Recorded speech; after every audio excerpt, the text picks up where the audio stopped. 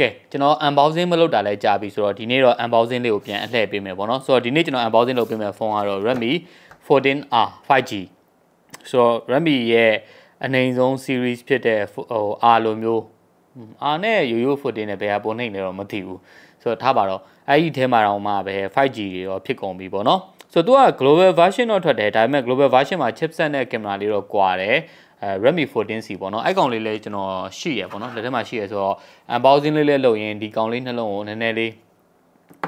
ဟိုရှင်တီရှင်လေးရှင်းကြည့်ရပါပေါ့နော်ဆိုတော့စလိုက်အောင်ဒီနေ့ဗီဒီယိုအတွက်ကိုတော့ champion မှန်မကွဲကနေပြီးကူညီပံ့ပိုးပေးထားတာပါမှန်မကွဲကောင်းကောင်းတစ်ခုဖြစ်ဖို့အတွက်ဆိုရင်ဖုန်းရဲ့မှန်ကိုအလွယ်တကူမကွဲတော့အောင်ကာကွယ်ပေးနိုင်ရမယ့်အပြင်မှာပို့လိုက်တိုင်းမှာလည်းချောမွေ့နေစေဖို့ကအရေးကြီးပါတယ်မှန်မကွဲကတ်တော့မယ်ဆိုရင်ဒီအရေးချင်းတွေနဲ့ပြည်စုံတဲ့ champion မှန်မကွဲကိုရွေးချယ်မိဖို့တော့လိုမယ်နော်ဘုရားပြောင်းပြန်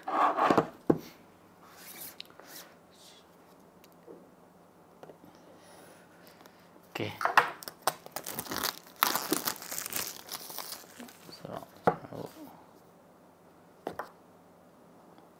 the Redmi 14R ကမစိုးဘူးဗျာဒါပေမဲ့ China version ဖြစ်နေတဲ့အတွက် Nodi နောက်ကျတဲ့ပြဿနာပါညာတွေကတော့အာယုံနောက်တဲ့ဟာတွေကတော့ရှိမှာပဲတိုးတော်လဲ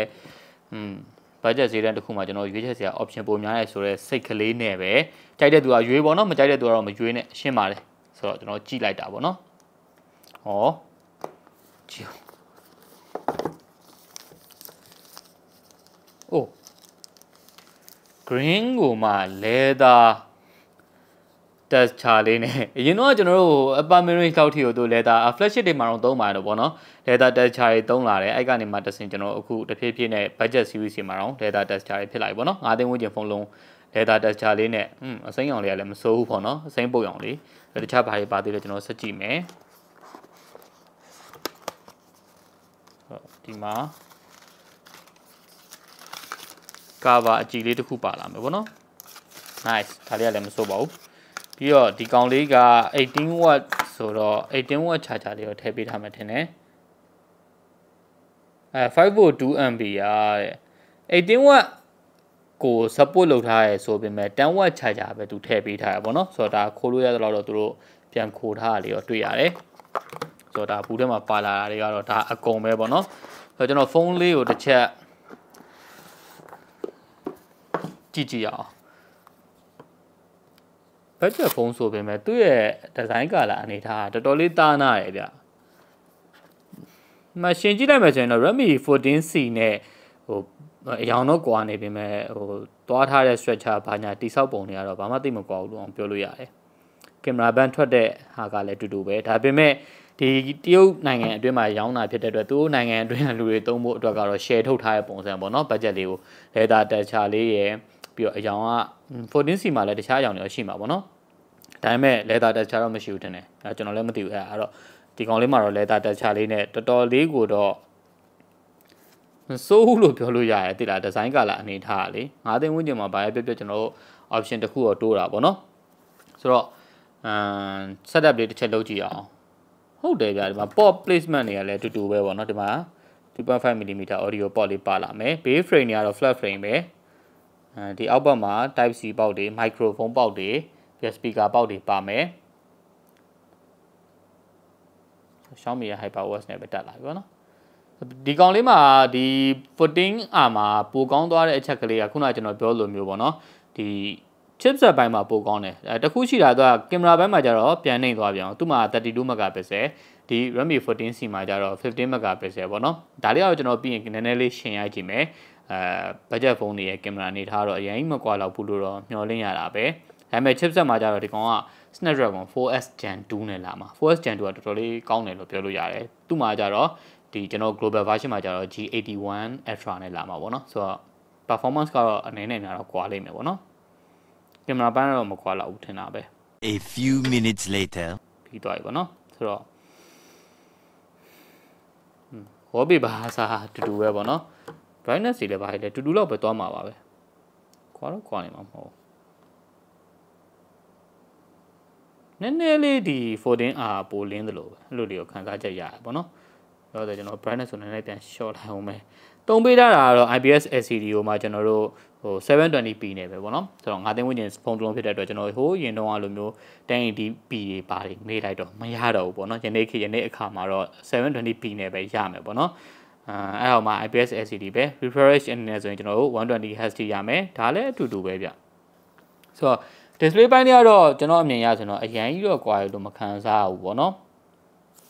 ဒီဇိုင်းပိုင်းလည်းတိတ်မကွာဘူးဒါပေမဲ့ဒီဇိုင်းပိုင်းမှာသူကနောက်က leather texture လေးဖြစ်သွားတာလေးကတော့ပုံမိုက်တယ် sorry ကျွန်တော်ဒီကောက်မှာ leather texture ထုတ်မထုတ်ကိုမသိဘူးပေါ့နော်မသိဘူးဆိုတော့ကိုလည်းဟိုအမှတ်တမဲ့ဖြစ်သွားတာပေါ့နော်ဆိုတော့ဒါလေးကတော့ကျွန်တော်ထဲမှာပြောတော့ဘူးကန်ရဲ့ weight တွေပါတွေကလည်းအရင်ကွာမနေဘူးဗျဆိုတော့ခုနကကျွန်တော်ပြောတဲ့ performance တွေတစ်ချက်ကြည့်ကြည့်မယ်ပေါ့နော်ဆိုတော့ my device ဒါပေမဲ့ internet မှာချိန်ထားတော့ဒီမှာ Snapdragon 7 နဲ့အဲ့ဒါတော့မပြောက်ဘူးပေါ့နော် outer go maximum 2.2 GHz ဒီ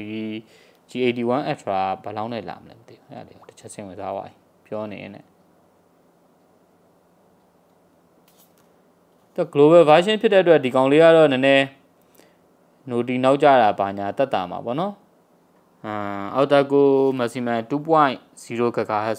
ကွာတော့ကွာတယ် performance ကတော့အနည်းနဲ့အများတော့ကွာလိမ့်မယ်ပေါ့နော်ဟို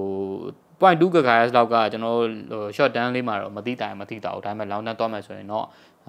6လလောက်တော့ပို့ပြီးတော့ကောင်းမယ်ဆိုတဲ့သဘောပေါ့နော်အဲ့တော့ကျွန်တော်ကင်မရာလေးတစ်ချက်ဆန်းကြည့်အောင်ဆိုတော့ကင်မရာဘိုင်းမှာခုနကကျွန်တော်ပြောလိုမျိုးပဲပေါ့နော်ဟို32 megapixel နဲ့50 megapixel နဲ့ဘယ်လောက်တောင်ကွာသွားမလဲတော့ကျွန်တော်အခုတစ်ချက်ကြည့်ကြည့်ရပါတော့ feature တွေကတော့ဒီမှာအတူတူပဲ portrait ပါမယ်နိုင်မှုတော့ 50 megapixel နဲ့ရိုက်လို့ရတဲ့ဟာ global နဲ့14 Redmi 14C လေးမှာတော့ပိုအားတာသွားရပါတော့ဒါပေမဲ့ကျွန်တော်ရိုးရိုးပွားရင်ရှူပဲရိုက်မှာဖြစ်တဲ့အတွက် photo ပဲရွေးလိုက်မယ်photo မှာကျွန်တော်တို့ဒီ dragon လေးတစ်ချက်အရင်စမ်းကြည့်မယ်ပေါ့နော်ဆိုတော့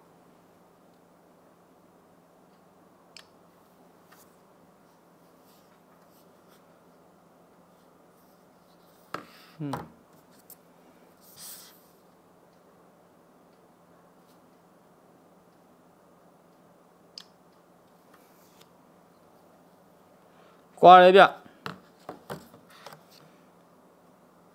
ဟို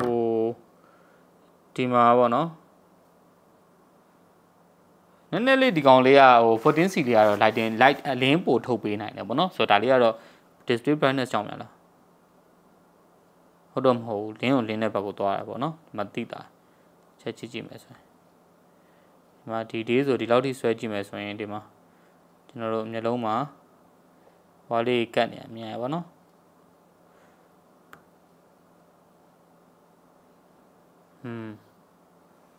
ဒီအရန်စိတ်ဝင်စားဖို့ကောင်းတာတော့ဗောနော်အရန်အဆုံးထိဆွဲကြည့်လိုက်တဲ့အခါမှာဒီကောင်လေးကနည်းနည်း details ပို့ထွက်တယ်တိုးတော်လည်းဒီမှာဟို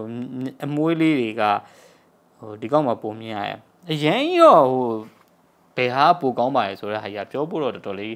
ခက်မှန်ထင်တယ်ဆိုတော့နောက်ထပ်ကျွန်တော်တို့ဒီအရုပ်ကလေးကိုထပ်ပြီးတော့ဒီလိုလေးချပြီးပဲရိုက်ကြည့်လိုက်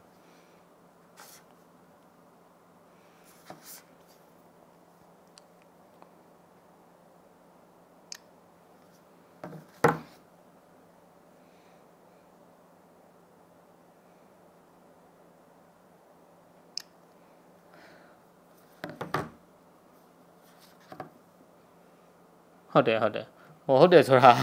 ဒီ 14ဟိုနည်းလေးကနည်းနည်း lighting ပို့ထုတ်ပေးနိုင်တယ်တိုးတော်လဲဟိုဟုတ်တယ် color လည်းဒီကောင်လေးပုံမှန်တယ်ဗောနော်ဒီကောင်လေးကနည်းနည်း dark ဖြစ်တဲ့ဘက်ကိုသွားတယ် Redmi 14R လေးက dark ဖြစ်တဲ့ဘက်ကိုသွားတယ်ဗောနော်နောက်ဆုံးဒီပုံလေးတစ်ချက်စမ်းရိုက်ကြည့်လိုက်မယ်ဗောနော်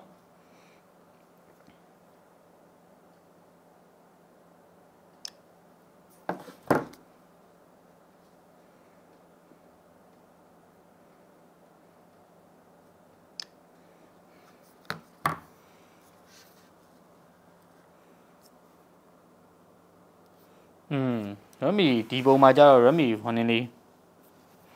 14R လေးကပုံမိုက်နေပြန်ဟောကင်မရာဘက်ကအဲ့လိုဟိုပုံသေးကြီးတက်မှတ်ပြီးတော့လေတလုံးကကောင်းပါလေလို့ပြောပေါ်တော့တော်တော်လေးခက်တယ်ပေါ့နော်နောက်ထပ် sensor တစ်ခုကတော့2 megapixel depth sensor ပါလာမယ်ဒါပါပဲနောက်ဒီကောင်လေးကတော့ Redmi 14R လေးကတော့ phone in ဖြစ်သွားမယ်ပေါ့နော် 5G ဖြစ်သွားမယ်ပေါ့နော် Snapdragon 4S 10လို့ဆိုတော့ပြီးတော့ battery ပိုင်းမှာကျတော့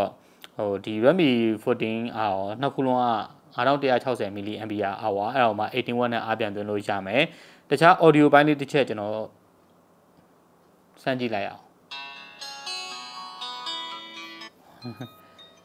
စတီရီယိုစပီကာများဖြစ်မှာမျှော်လင့်ကြည့်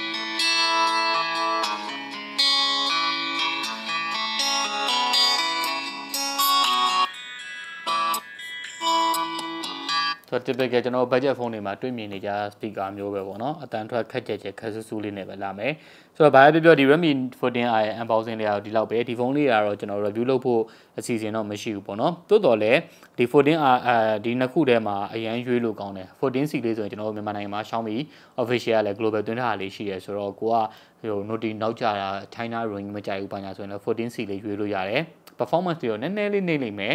အဲ့လိုမှမဟုတ်ဘူးကိုကရပါတယ်ငါဆရာကြီး setting တွေပါညာပိုင်တယ်ဟိုနင်း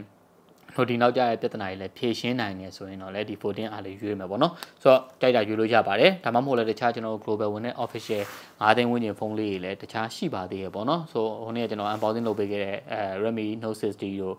Samsung Galaxy A06 တို့လည်းရှိသေးတယ်ဆိုတော့ဘယ်လိုပဲပြောကျွန်တော်9သိန်းဝန်းကျင်မှာဒီလိုမျိုး budget ဖုန်းလေးတွေများများထွက်လာတာကျွန်တော်ကတော့ကြိုးစိုးပါတယ်လို့ပဲပြောရင်အဆုံးထိကြည့်ပြတဲ့အတွက်ကျေးဇူးအများကြီးတင်ပါတယ်ဗျ